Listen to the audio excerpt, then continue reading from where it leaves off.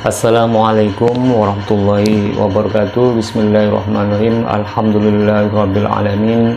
Assalatu wassalamu ala asrafil anbiya wal mursalin sayyidina Muhammad wa ala alihi washabbihi ajmain. Rabbi shrah li sadri wa yassir li amri wahlul 'uqdatam min lisani yafqahu qawli. Pada konten kali ini saya akan meneruskan dari kelanjutan konten sebelumnya, dan referensi ini saya tetap mengambil dari kitab Fathul Mu'in babun najisi, bab najis.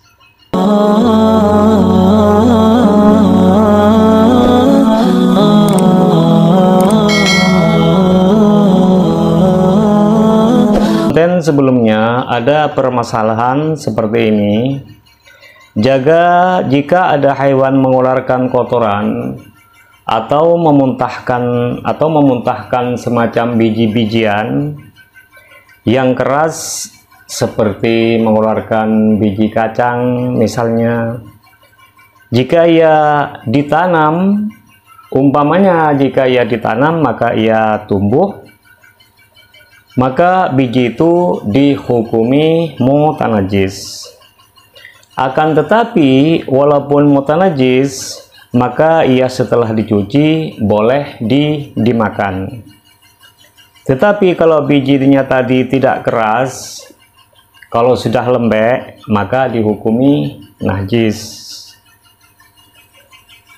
Hukum yang selanjutnya, waqalah, dan berkata syekhuna, siapa guru kami, walladzi yadharuh, dan yang menjelaskan siapa itu alladzi, annahu, sesungguhnya bijian, in taghayyarah, ketika berubah apa itu bijian, an halihi, dari dannya bijian, qoblal bal'i, sebelum ditelan, walau, dan walaupun ada apa itu perubahan, yasiran, yaitu sedikit, fanajasun, maka ini dihukumi najis.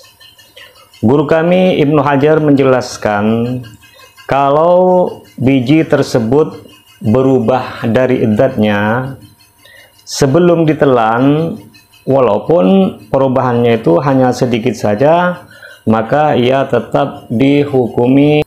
Misalkan rasanya sudah berubah dan sudah tidak keras lagi, maka dihukumi najis. Wa illa, dan kalau tidak, famutanajjisun, maka dihukumi mutanajis. Kalau tidak, maka dihukumi mutanajis.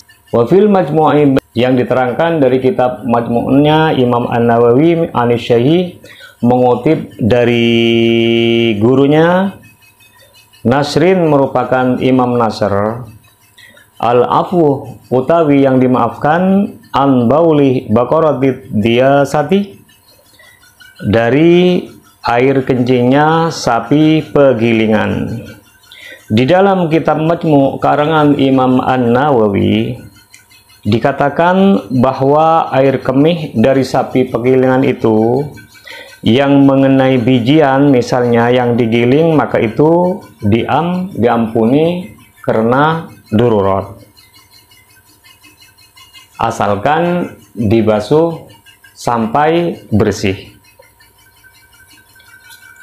Wa anil Juwaini, dan dari pendapatnya, penjelasannya Imam Al-Juwaini, tasydidun nakiri, utawi sangat ingkarnya, alal bahsi, terhadap pembahasan, anhu, dari air kencingnya sapi pegilingan, wa tathirihi, dan sucinya biji-bijian. Dari penjelasan Imam Al-Juwaini, ia sangat mengingkari untuk membahas dari air kencing sapi pegilingan, dan ia sangat ogah dari membahas sucinya bijian yang terkena air kencingnya sapi pegilingan, seperti itu.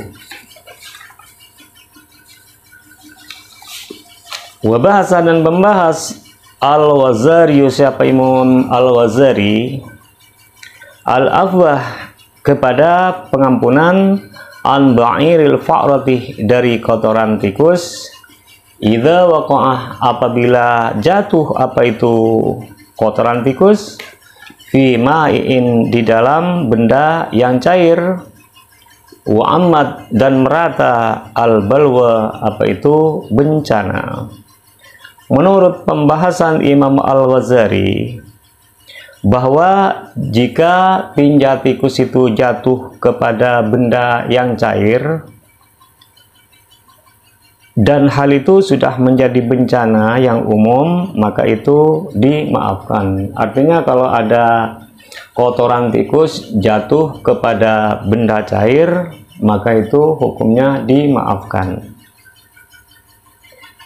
Wa amma dan adapun perkara yujatuh yang ditemukan apa itu ma ala waraqih ba'dis syajari terhadap dedaunan sebagian kajuan, karrawatih seperti bui, fanajazun maka itu dihukumi najis. Adapun dedaunan yang ditemukan pada dedaunan yang di situ ada buihnya, ada busanya, maka itu dihukumi najis. Misalnya di daun itu ada busa-busa, maka busa itu dihukumi najis. Karena apa dihukumi najis? Li'annahu karena sesungguhnya ma yakhrujuh ini keluar apa itu ma mimbatini ba'did didani, keluar dari dalamnya sebagian beberapa ulat. Karena hal tersebut, busa tersebut keluar dari perut ulat, makanya dihukumi najis. Jadi semua busa yang ada di dedaunan itu dihukumi najis. Karena apa dihukumi najis? Karena keluar dari perut ulat. Kama seperti perkara suhidah yang telah disaksikan dalikah apa itu yang disebut, sebagaimana yang telah kita saksikan sendiri. Terus bagaimana dengan hukumnya minyak ambar? Walaisah dan tidak ada al-ambaru apa itu minyak ambar, rausan ini terbuat dari tinja. Minyak ambar itu bukan terbuat dari kotoran hewan. Artinya minyak ambar itu adalah suci. Khilafan berselisih liman kepada orang za'amah yang telah menyangka siapa itu orang hu kepada itu minyak ambar, balhuwa melainkan itu minyak ambar nabatun ini dari tumbuh-tumbuhan fil bahri yang ada di laut. Berbeda dengan pendapat, artinya berbeda dengan orang yang mengatakan bahwa ambar itu terbuat dari kotoran madi itu termasuk najis. Lafat madiyun bimu'jimatin dengan memakai adzal yang bertitik satu di atas, lil amrih karena ada perintah bighuslid dzakari dengan membasuh dzakar, minhu dari itu madi termasuk najis yaitu madi. Madi itu dengan memakai adzal yang bertitik satu di atas dengan ajalnya perintah untuk membasuh madi dari dzakar, karena madi itu dihukumi najis. Seperti apa bentuknya madi? Wawa dan utawi itu madi maun adalah air, abyaduh yang putih, au asfaruh atau yang kuning, rokikatun yang cair. Yang dinamakan madi yaitu adalah air yang warna putih atau yang warna kuning yang cair, itu namanya madi. Yang mana madi tersebut dihukumi najis. Waliban secara umum inda sawrani syahwati ketika bergejolaknya syahwat, bighairi syahwati dengan tanpa syahwat, qawiyatin yang kuat, madi tersebut biasanya keluar di waktu nafsu seks sudah bergejolak. Jadi kalau nafsu seks itu sudah bergejolak, maka madi itu akan keluar. Walaupun gejolaknya itu tidak begitu kuat, maka di situ madhi akan keluar. Bagaimana saudara-saudara sekalian sudah tahu hukumnya madhi, atau adik-adik semua yang sudah, apalagi yang sudah baru aja kawin, apakah sudah mengerti yang dinamakan madhi, yaitu keluar di saat bergejolaknya syahwat seperti itu. Yang perlu diperhatikan lebih-lebih, madhi itu keluar kalau sudah lama tidak bertemu dengan istri. Misalkan Anda dari perjalanan jauh, sudah lama nggak ketemu dengan istrinya, maka kalau setelah pulang ketemu dengan istri, di situ Anda kan sudah bergejolak nih syahwatnya, maka di situ madhi Anda akan keluar. Sedangkan madhi itu adalah dihukumi najis, kalau ada itu cepat dibersihkan. Terus seterusnya wawadiyun dan wadi. Sebagian dari najis yaitu wadi. Lafadz wadiyun itu bimuhmalatin, dengan memakai adal yang tidak bertahdid. Apa itu yang dinamakan wadi? Ma'un, ini adalah air, abyaduh yang putih, kadirun yang butak, syahinun yang kental. Yang dinamakan wadi yang itu bentuknya putih, butak, putihnya itu butak, ada sedikit butak dan mengental. Kapan keluarnya wadi itu? Yakhruju, keluar apa itu wadi, waliban secara umum, akibal gauli, sehabis kencing, aw inda hamli syai'in, atau ketika membawa sesuatu sakilin yang berat. Jadi keluarnya wadi itu keluar setelah kita berkencing atau setelah kita membawa barang-barang yang berat, maka di situ wadi akan keluar. Bagaimana, sudah mengerti madhi dan wadi? Semoga cepat dimengerti. Audamun atau darah. Terus yang najis itu, yang termasuk najis jatuh darah, hatama, hingga darah bakiyah yang tersisa, apa itu ma, ala nahwi dhamin, terhadap umpamanya tulang, lakinnahu, akan tetapi itu ma, artinya darah, ma'fun, yaitu dima'fu anhu, apa itu dari ma bakiyah. Atau darah sekalipun hanya percikan yang masih tertinggal pada semacam tulang. Kalau ada darah percikan yang tertinggal dari semacam tulang, hanya saja percikan darah yang masih tertinggal di tulang itu, percikannya itu dimaafkan, artinya tidak menajiskan. Wastasnau, dan mengkecualikan siapa itu para ulama, minhu, dari itu darah, al-kabidah, kepada hati, wattihalah, dan limpa, wal miskah, dan minyak misik, aywalau, yakni walaupun ada apa itu minyak misik, mimmayitin, dari hewan yang mati, dari kijang yang mati, in aqadah, ketika mengeras apa itu minyak misik. Jadi para fuqaha mengecualikan yang tidak dinajiskan adalah, yang tidak dinajiskan yaitu darahnya hati, limpah, atau minyak misik, itu tidak dinajiskan, sekalipun minyak misik tersebut terjadi dari kijang yang sudah mati, maka itu tidak dinajiskan. Wa, dan mengkecualikan siapa itu para ulama, al-alaqatah, kepada segumpal darah, wal mudqatah, dan segumpal daging. Juga para ulama mengecualikan segumpal darah dari bibit bayi dan segumpal daging dari bibit bayi juga. Terus walabanan, dan susu, khorajah, yang keluar apa itu susu, bilauni damin, dengan berubah darah. Dan juga para fuqaha mengkecualikan tidak menajiskan air susu yang keluarnya berwarna darah. Jadi kalau air susu itu keluarnya berwarna darah, dengan para fuqaha itu tidak dinajiskan. Terus apalagi yang tidak dinajiskan? Wadamah baidatin, dan darahnya telur, lam tafsud, yang tidak rusak apa itu telur.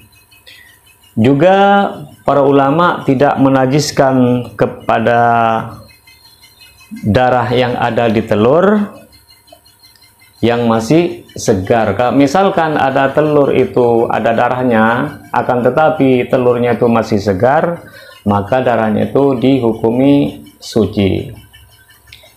Kalau telurnya sudah rusak, ada darahnya, maka darah itu dihukumi najis. Terus waqaihun, dan nanah, termasuk dari najis yaitu nanah. Kenapa nanah? Li'annahu, karena sesungguhnya nanah damun, yaitu darah, mustahilun, yang mengalami perubahan. Terus selanjutnya yang dinamakan najis yaitu nanah. Kenapa dinajiskan? Karena merupakan darah yang telah mengalami perubahan. Jadi nanah itu adalah merupakan darah yang telah mengalami perubahan, makanya dinajiskan. Terus seterusnya yang dinajiskan wasadidun, dan nanah darah. Apa itu nanah darah? Wahwa, dan utawa itu nanah darah, maun adalah air, rokikun yang cair, yukhal itu yang bercampur kepada itu air, damun apa itu darah. Juga sebagian dari najis adalah nanah darah. Kenapa disebut sodidun? Karena itu darah yang tidak mengental, yang bercampur dengan darah, yaitu nanah itu bercampur dengan darah, makanya dinamakan sodidun. Wakadha, dan begitu juga sodidun, dan begitu juga sama dengan sodidun, nanah darah, ma'ujurhin utawi airnya luka, wajudrin, dan darahnya bisul, wanafdin, dan darahnya koreng, intagayyaruh, ketika tidak berubah apa itu nafdun. Yang disamakan dengan darah nanah yaitu airnya yang luka, yaitu airnya bisul atau airnya cacar atau airnya koreng jika sudah berubah. Jadi kalau airnya bisul, airnya koreng, kalau sudah berubah itu dinajiskan. Kalau tidak berwailah, dan kalau tidak fama'uha, maka utawi itu airnya yang disebut tahirun, ini dianggap suci. Jadi kalau koreng atau bisul itu airnya tidak berubah, maka airnya itu dianggap suci. Terus selanjutnya waqai'un, dan muntah. Waqai'u ma'idatin, dan muntahnya perut. Wa illam yataghayyar, walaupun tidak berubah apa itu muntahnya perut. Yang najis juga yaitu muntahan dari perut, walaupun tidak berubah dari bentuk aslinya. Jadi kalau muntahan dari perut itu walaupun tidak berubah itu tetap najis. Itu saja dari saya, semoga bermanfaat, dan apabila konten ini sangat bermanfaat, silahkan di like, comment, share, subscribe, dan dibagikan kepada teman yang lain supaya dapat manfaatnya juga. Dan apabila ada makna-makna atau pemahaman yang kurang pas, saya pribadi mohon maaf yang sebesar-besarnya, dan tunggu saja episode selanjutnya. Doa terbaik dari saya, semoga teman-teman semua sehat selalu, panjang umur, dilimpah ruahkan milik rezekinya, dan selamat berbahagia bersama keluarga. Wabillahi wa taufiq wal hidayah wa ridha wal inayah. Assalamualaikum warahmatullahi wabarakatuh.